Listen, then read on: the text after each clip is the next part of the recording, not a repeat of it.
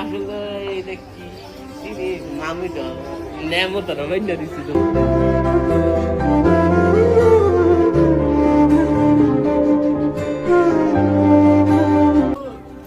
আরে মামু, আরে মামু তুই বুয়া লইছ ঘুমে ধরে নিয়ে এনো ঘর দি বান্ধে লইছে তোমার। আইও আইও আইও।